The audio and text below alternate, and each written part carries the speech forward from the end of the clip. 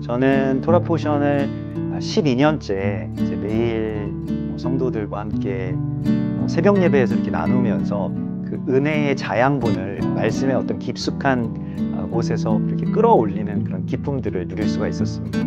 교회가 잘 버티고 또 성장할 수 있는 데에 굉장히 뿌리와 같은 역할을 한 것 같습니다. 토라포션의 그 특징은 이게 지금 나의 삶과 그대로 연결되어 있다. 여기에 이런 의미가 있고 또 여기에 이런 부르심이 있고 지금 우리 삶과 또 우리 자녀들의 앞날과 연결되어 있다라고 하는 것을 이렇게 깨달으시면서 그 관점이 변화되는 것, 그러니까 뭐 일종의 세계관을 바꾸는 약이라고 할까요? 완전히 새로운 변화가 삶에서 일어난다. 절기나 또 계절이나 지금 이 시기에 주님께서 우리 가운데 이 말씀을 주시고 계시는구나, 몰랐던 그런 부분들, 또 전에는 감추어져 있던 그 말씀의 어떤 보석들을 찾는 그런 기쁨들을 말씀이 실제가 되고 말씀에서 우리가 나오고 우리 말씀으로 돌아가고 그런 어떤 연결들이 있는 것 같아서 재밌기도 하고 감사한 마음.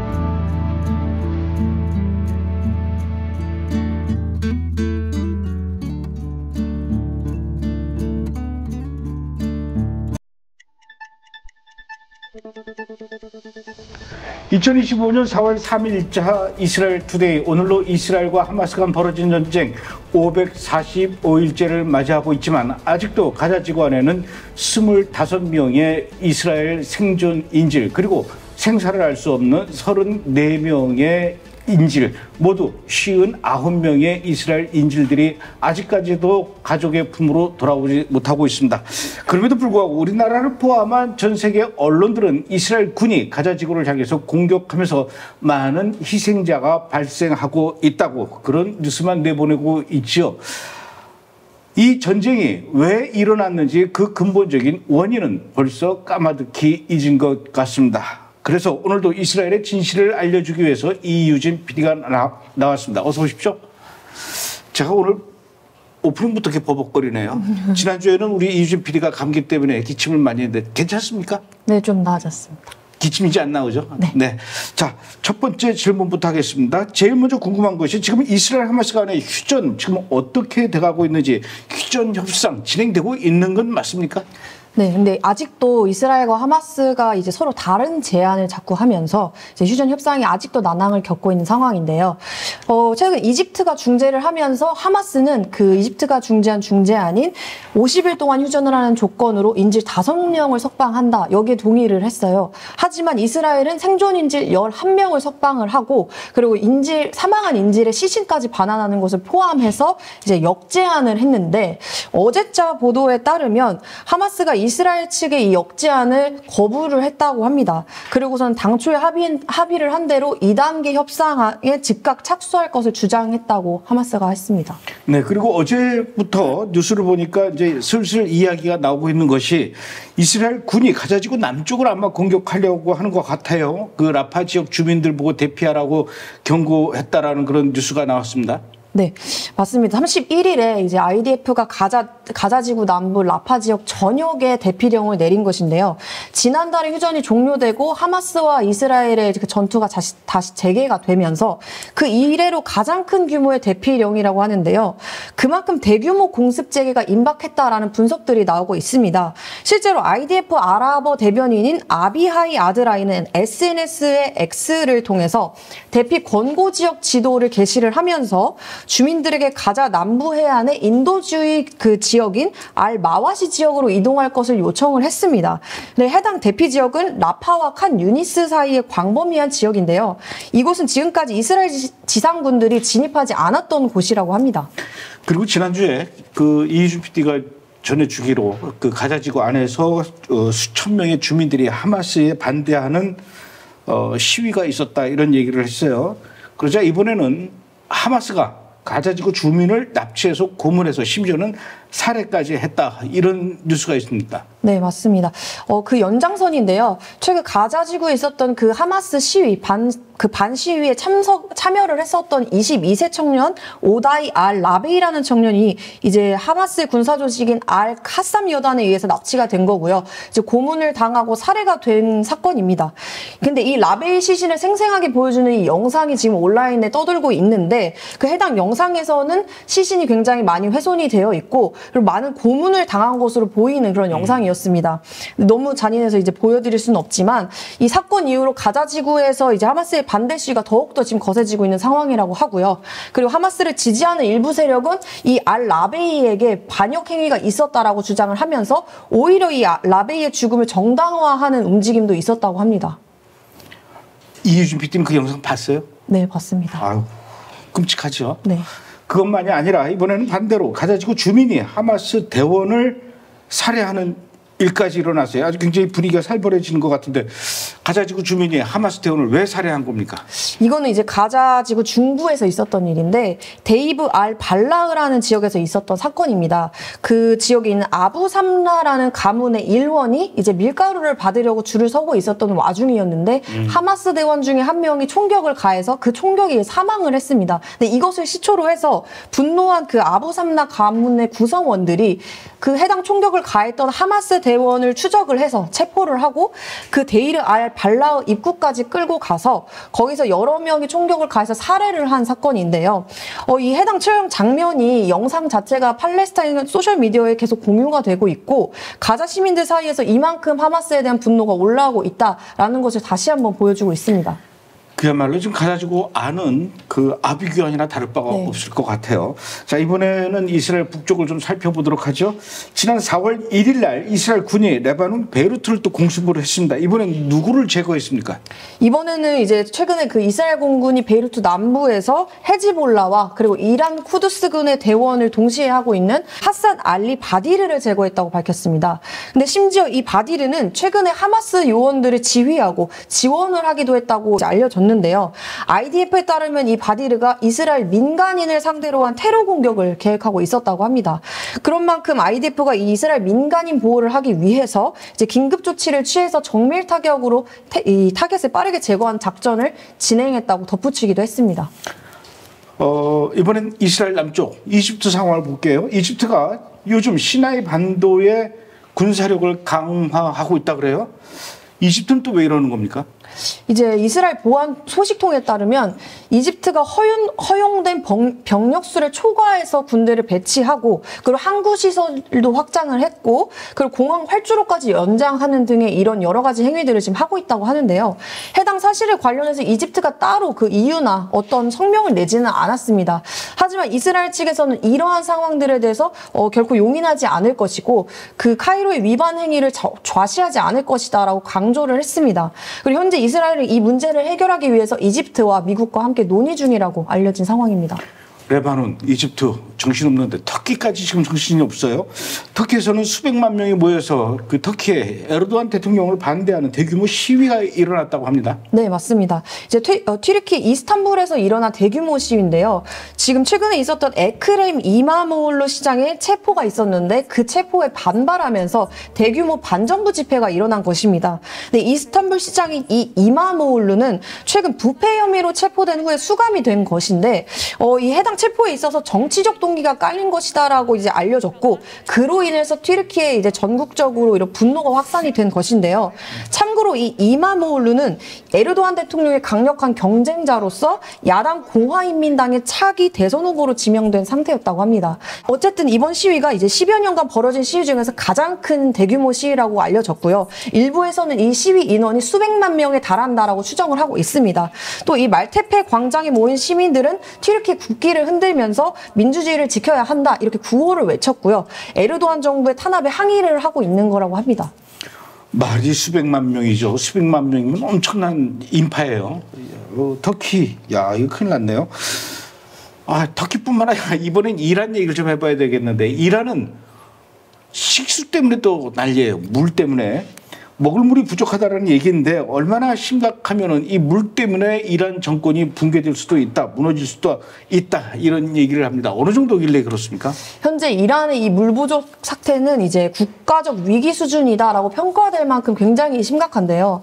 실제로 수백만 중민에게 물을 공급하는 북부의 카라지 댐이 있는데 거기에 지금 남아있는 물이 6%밖에 안 된다고 합니다. 그럼 94%는 이제 다 날아간 거네요. 이제 마른 상태인데 이렇게 이란의 급수 체계가 사실상 마비되어 있는 상태라고 알려져 있고요. 특히 테헤란이나 이스파한, 라자비 호라산, 야즈드 등의 이런 대도시 그리고 산업 중심지가 이런 심각한 물 부족 상태를 겪고 있는 상황인데 심지어 수도권 가정집에서도 하루 2시간밖에 물이 급수가 안 되고 그 농업이나 이런 각종 근간 산업들이 타격을 받게 되면서 정부의 대처에 대해서 국민의 불안이 굉장히 높아지고 있는 그런 상황이고요.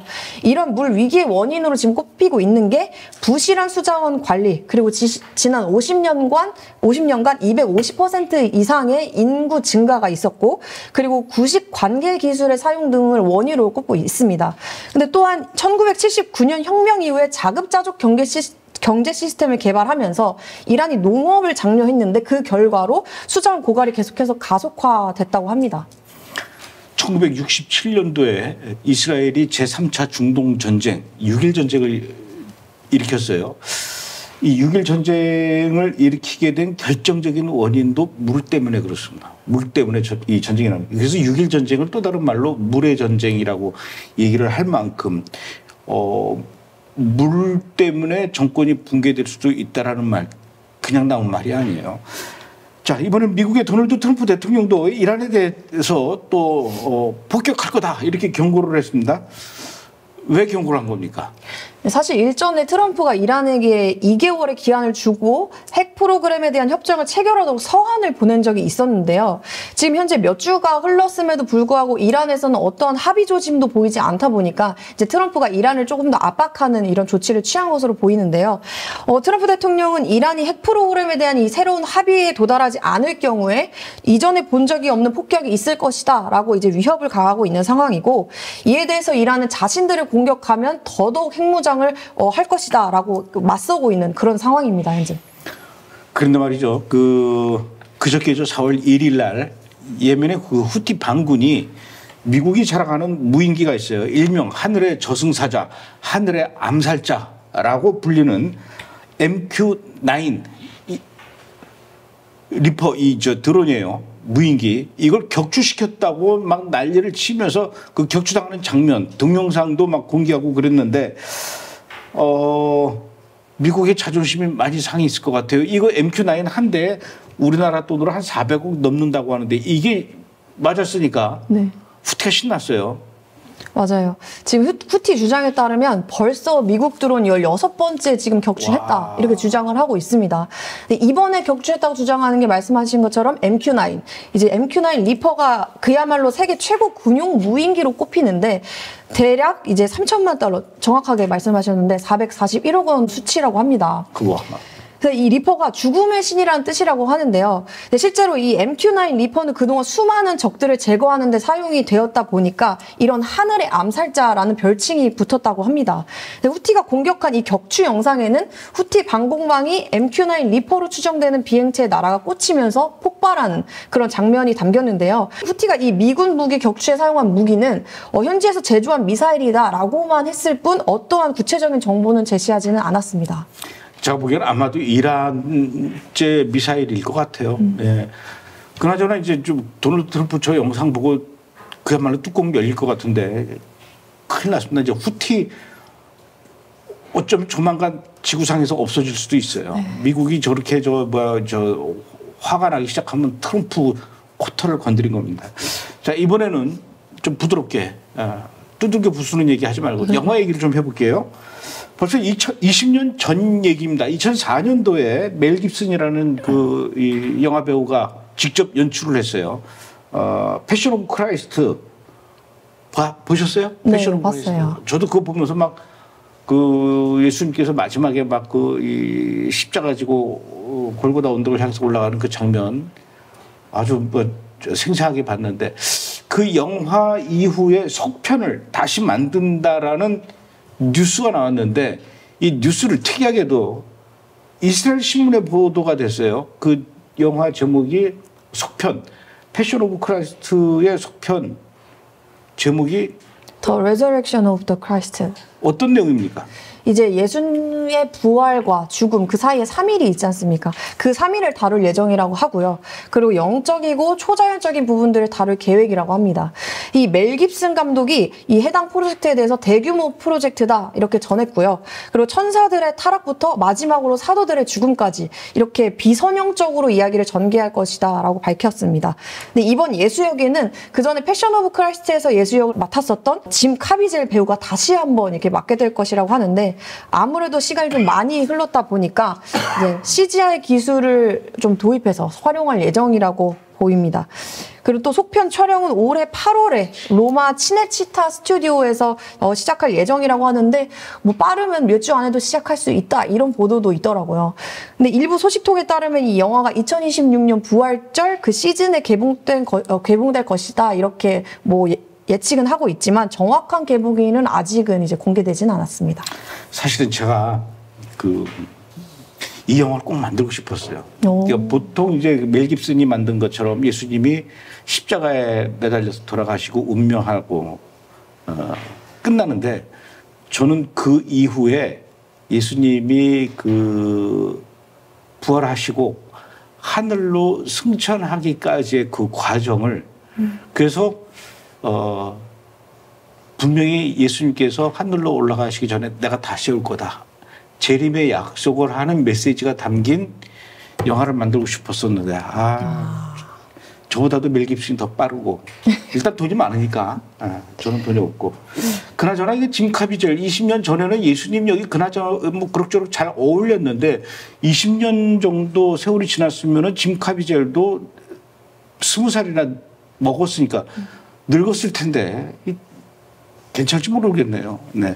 자, 또 그런가 하면 이런 일이 있었습니다. 이스라엘에서 3살짜리 소녀가 길바닥에서 뭘 주웠는데 알고 보니까 이 소녀가 주운 게 엄청난 거였다라고 하더라고요. 이 소녀, 3살짜리 소녀 도대체 뭘 주웠길래 이러는 겁니까? 이 해당 소녀가 3살 지브 니짠이라고 하는데요.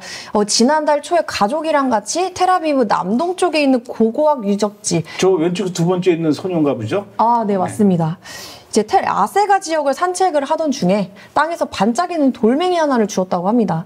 그리고서는 이스라엘 고대 유물 관리국에다가 이 신고를 했는데 그 돌멩이의 정체가 무려 3,500년 된 가나안 시대의 스카라베 인장이었다고 밝혀졌습니다. 근데 이 스카라베가 고대 이집트에서 행운이랑 그리고 부적을 상징으로 사용이 되었다고 하는데요. 특히 파라오의 권위를 나타내는 중요한 유물이라고 합니다. 이스라엘 고대 유물청은 이 해당 유물이 기원전 15세기에서 14세기 정도로 추정을 하고 있고요. 고대 가나안과 이집트 간의 교류를 보여주는 중요한 증거라고 밝혀졌습니다.